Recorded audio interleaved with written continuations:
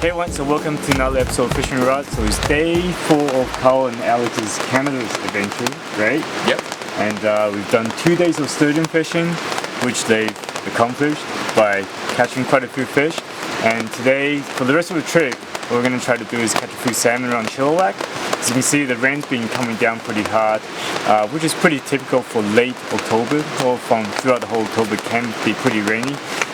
As a result, rivers can be pretty high. So we've had quite a bit of rain overnight, and the water has come up quite a bit. So the Chilliwack River is blown out, which means it's quite high and brown. So we decided we're gonna take the camper and drive out to the Chehalis River and to check it out, see, because this river can typically come up and down pretty fast. So we might have a chance of catching a few fish, well, getting a chance to fish here maybe tonight or tomorrow. So you guys pretty excited? Yeah. I mean, the river's flowing really fast. I don't know. It's got all like the white rapids on it. We could go kayaking. Yeah, it's definitely pretty swift. But we can still find some runs and pools further down where I've caught fish before. And the salmon come all the way up here, yeah? That's right, yeah. Oh, yeah. Nice. And even though it's flowing that fast, fish can still come up this way. So we'll be targeting COHO and chum salmon today. Great, yeah, that sounds good. And which I found throughout October and November during this time of year. Yeah, so let's get our waders on. Yep. And get dressed, stay dry, and hopefully we can get a few fish. That'd be brilliant. Would be good. Yeah.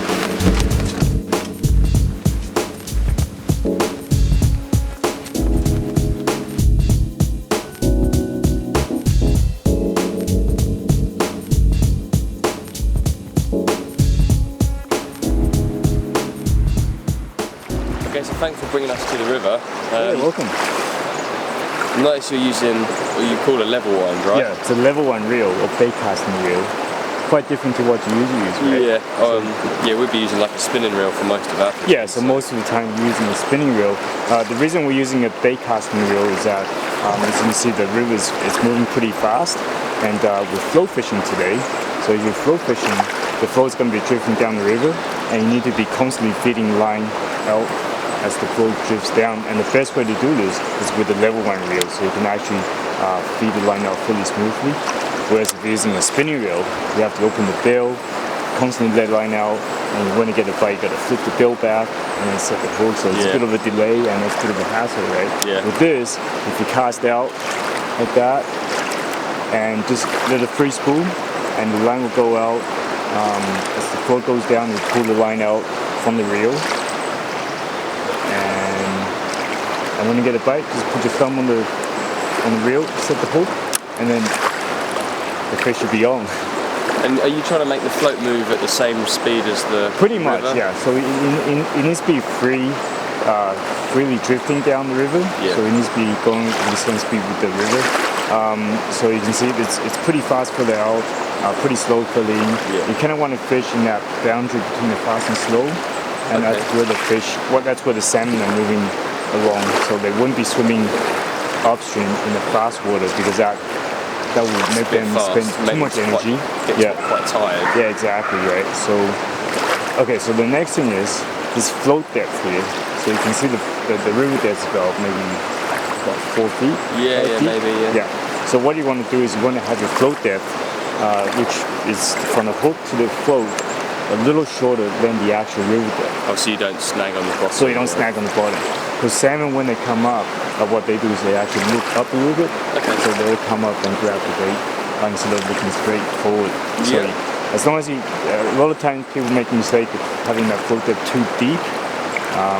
So you can dragging the bottom, you end up snagging the bottom, or even worse, you end up snagging the fish, which is not what you want to do. So you want to be enticing the fish to bite by keeping this bait freely floating just above the fish.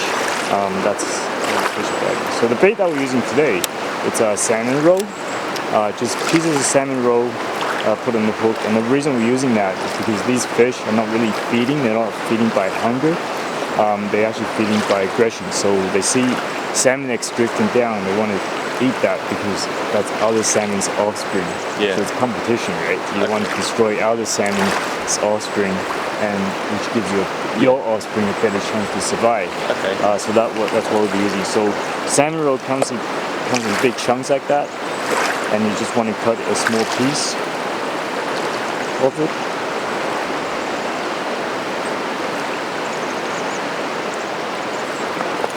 Like something like that, maybe a little bigger, and thread onto the hook. Use a bait loop, hook onto the hook like that. So that's how it looks. How many casts do you get before it? Well, it really depends. So it can be 10 casts, it can be 20 casts, it can be 2 casts. You know, if you get a bite right away, it can be 2 casts. So I cast this out, like I say, right to the boundary where the line, where it's kind of what we call the walking speed. Yeah. It's kind of you can walk along and you got same speed, right? So let it drip down and let the line go out. If you don't let the line out, what's going to happen is like what's happening right now. The float's going to come right back to you. Yeah, exactly. So if you let the line out enough, it's going to be fluid drifting down.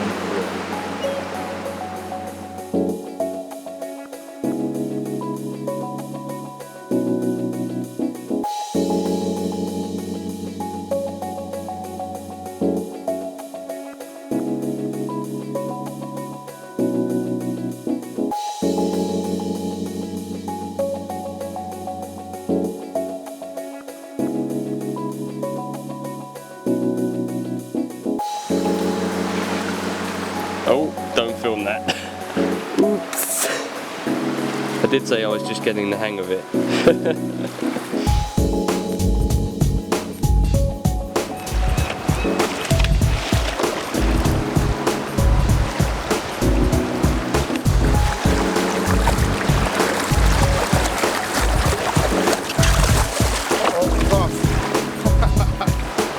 That was wild. Yeah, sure, that was wild. So the little part of the catching sturgeon knowledge. Yeah, it's less of a guarantee, I think, than the sturgeon fishing. Yeah, there's definitely not a lack of fish in here. I mean, we've seen quite a few fish swimming by. They're jumping, yeah. But coho salmon is just, it's hard to figure out sometimes. Sometimes the fishing can be really good, you can get a lot of bites.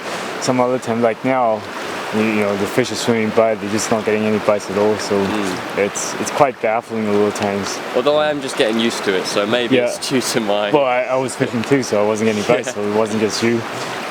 But yeah, that's what makes this type of fishing so fun. It's not always consistent. Yeah. You know, biting. You have to never know what's going to happen. You have to work for it. Work to get the bites. But when you do get the bites, it's pretty exciting. It's worth it. Yeah. But we see my friend Shane caught lost a coho salmon and then landed the chum salmon. Yeah. So yeah, they do bite occasionally. Just gotta keep at it and until you see that float goes down.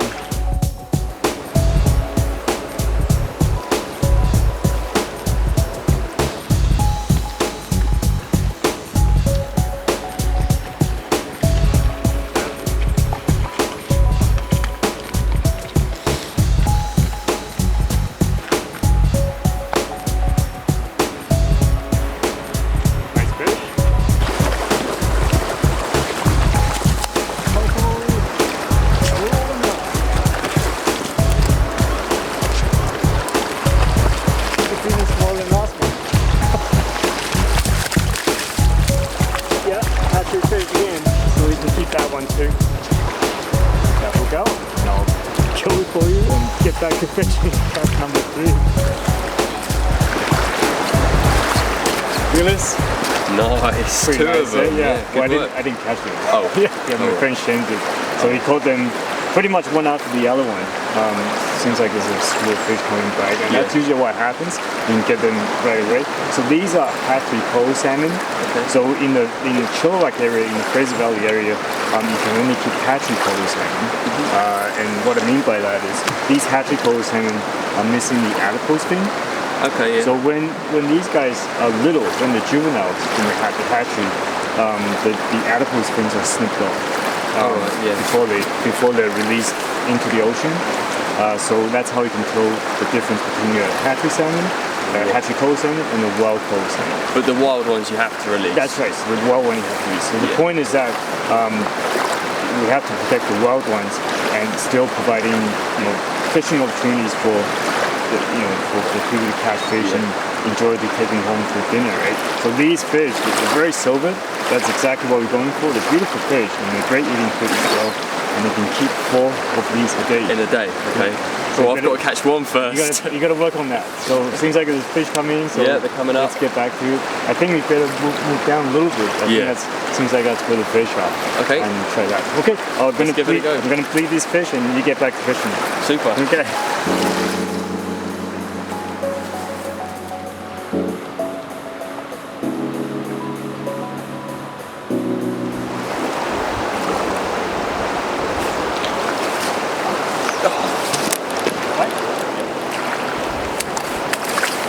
What happened? Well, the float finally went under. Yeah. And I put my thumb on the reel and pulled, set the hook, and I felt it on. It was bang, bang, bang, bang, bang, and then just came off. Yeah. A lot of times these fish, when you hook them, they'll swim right towards you right away. Yeah. The other times they'll go straight down. And I think this one came back towards me, and I just didn't reel quick enough. So you really have to react quickly. Yeah.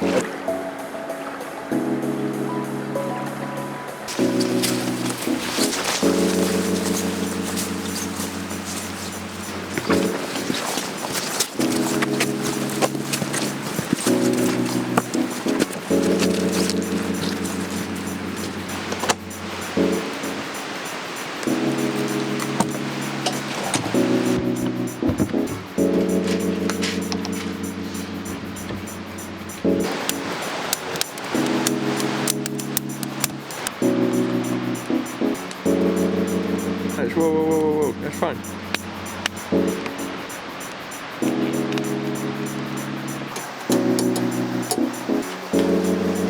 Do one more.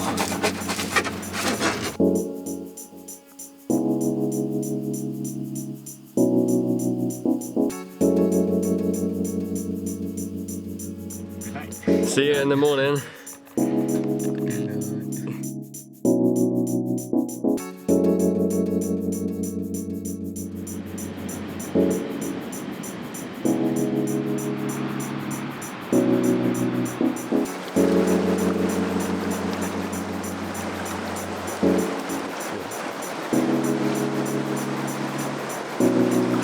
So we're back at the river again this morning. We've had a pretty good night's sleep in the adventure pool. Very nice camper. It was pretty cold, so we had the heat on for a little bit, and that was fine. And the rain was coming down a little bit overnight. I could hear it, but surprisingly, the river actually dropped a little bit, and we actually got a little clearer. So we're just down here again, trying the first light. It's around 9 o'clock now. Usually the bite for this river actually comes on a little later on. So I'm hoping that we'll see a few fish going through, and hopefully Carl and Alex will get the first coho salmon today.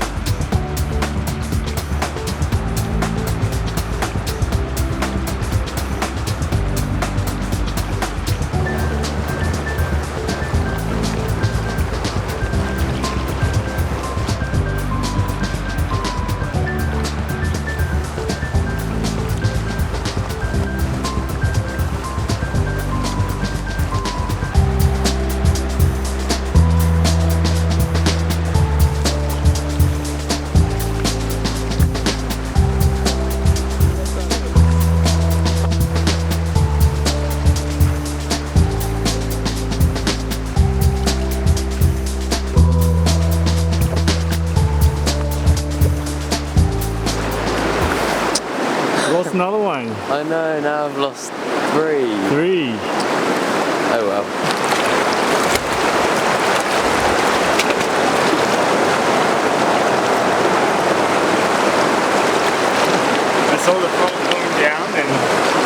pulling and then yelled out, and then that's when he set the hook and it was on. I thought it was the bottom. I thought it was just. Yeah, he thought it was the bottom, right? But that's such a distinct float takedown. Yeah. Oh yes. You start going backwards a little bit, so start going backwards, and then the fish. It's a pretty big one.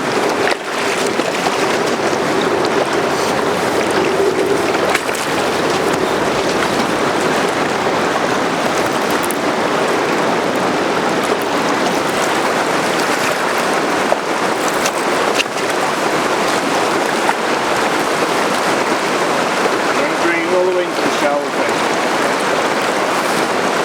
They're so short. Yeah, they are. Wait, keep going.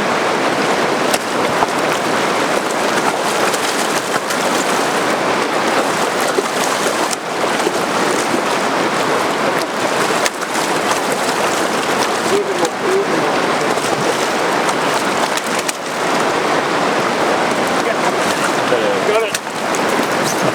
Nice. That was Actually, so COHO worth salmon. it. Cal, first COHO salmon. Can I hold it? Yeah, it took a bit of work. Well, let's kill it first, Okay, because you got to kill your fish right away if you want to keep it. Yep. So let's grab it raw. This one? That's pretty big. Grab a smaller one. I know you're pretty excited. This so, one. Yeah. Well, let's put the end here. Ready? Yeah, go ahead. Just there? Yep. Keep going. One more.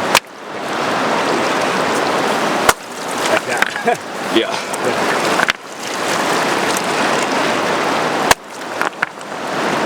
See this fish? See, remember I said I saw the float going down, Yeah. you weren't pulling it? That's This good. fish has swallowed the hook right down.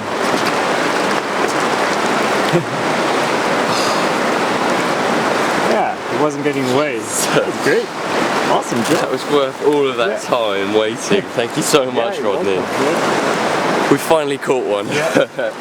So we fished last night, we lost one, didn't Yeah. really get anything else. Stay out, we kind of persisted, stay out here all night, stay at the camper. Came down this morning and that was worth the wait. Yep, thank you so much. Well, there we go. My first ever COHO salmon. All thanks to Rod. The float was sort of going just under and I thought, oh no, I'm stuck on the gravel, and Rod was like, no, that's a pike. So I just, set the hook and I got my first COHO salmon. Yes!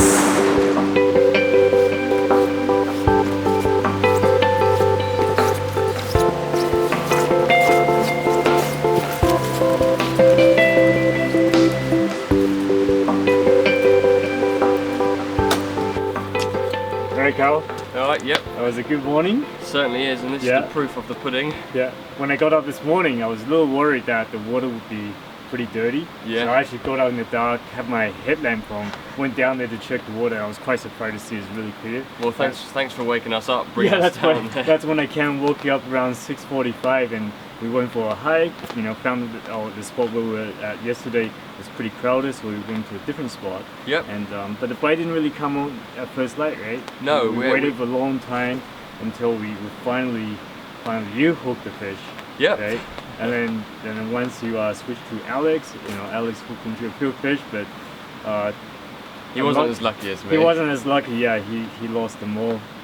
Oh well, but that's the way it goes when it comes to fishing. So what I'm going to do now is I'll take that fish, I'm going to go down to the riverbank and clean it. Okay. Just get rid of all the guts before you take it home. Yeah, good idea. A lot of these guts and stuff, it's better to throw into the river than the garbage can. Yeah. Because it's nutrient for the river. It produces insects for the future generation and stuff. So it's less mess at home, and it's also good for the river. So No, give good that stuff. to me, There you go. and I'll be right back. Thank you.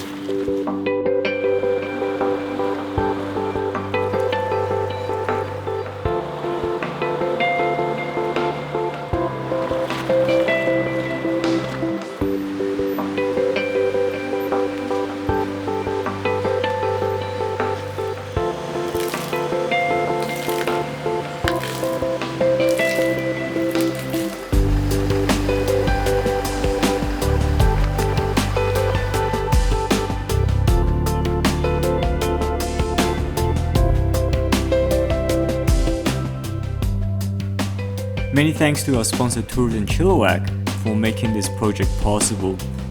Chilliwack offers world-class fishing opportunities throughout the entire year, and you can find out more about it by visiting fishchilliwack.com. We'd also like to thank Fraserway RV for getting us to our destinations.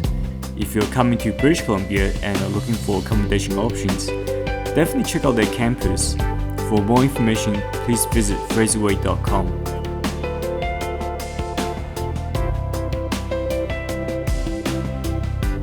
For more fishing information in British Columbia, please check out our website at fishingwithrod.com, and be sure to subscribe to our YouTube channel. We also have new videos coming out. And if you have any other questions regarding fishing in British Columbia, please leave a comment and I'm always happy to answer them. Until next time, good luck fishing.